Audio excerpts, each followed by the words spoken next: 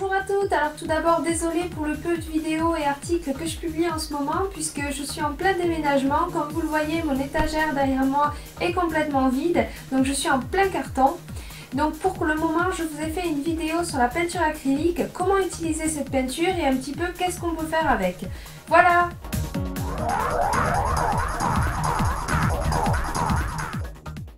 Donc la peinture se trouve sous cette forme, en petit tube. On peut bien sûr acheter celle qui est en plus gros pot des boutiques de peinture ou des supermarchés. Par contre, attention à la texture, il ne faut pas qu'elle soit trop liquide ni trop transparente.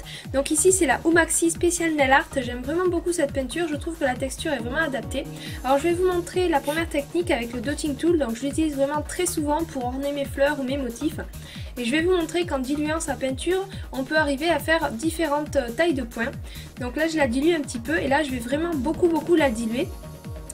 Donc vous allez voir que plus on dilue sa peinture, plus on va arriver à faire des tout petits points. Alors avec mon petit dotting tool, bien sûr avec les gros dotting tools ça ne marche pas. Là je prends ma peinture moyennement diluée, j'arrive à faire des assez gros points. Et avec ma peinture très diluée, j'arrive à faire des tout petits points. Par contre cette technique ne marche pas avec les autres pinceaux, puisque vous allez voir que quand on dilue trop sa peinture, alors elle n'accrochera pas au vernis, puisque le vernis est incompatible avec l'eau. Alors ensuite je vous montre l'autre technique avec le liner.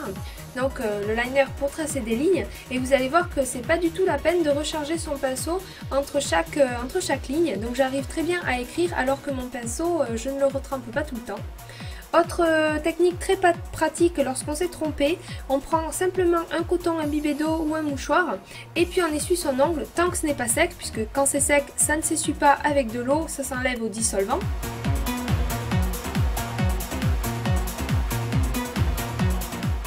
Pareil avec le pinceau de détail, ce qui est mieux avec l'acrylique qu'avec le vernis, c'est qu'on arrive à faire vraiment des dessins très rapidement et super fins. Contrairement au vernis, c'est plus pâteux, c'est difficile à travailler, il faut sans arrêt nettoyer son pinceau, recharger son vernis dans sa palette.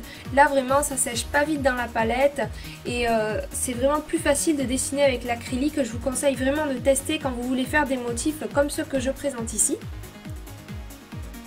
Enfin, troisième technique, le one stroke. Donc ça c'est vraiment indispensable d'avoir de la peinture acrylique si on veut faire du one stroke, puisque c'est beaucoup plus simple à la peinture acrylique qu'au vernis. Au vernis c'est quasi impossible.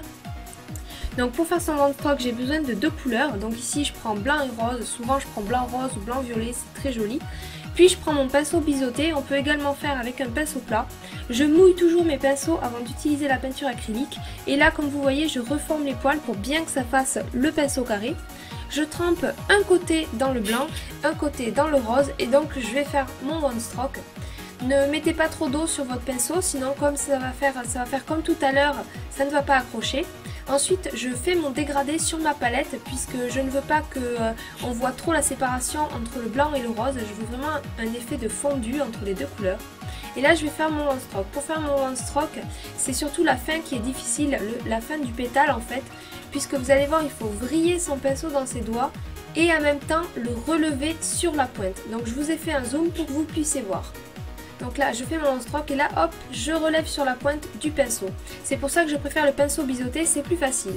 Voilà, j'espère que cette vidéo vous a plu, n'hésitez pas à vous abonner et à regarder mes autres vidéos de nail art. Merci.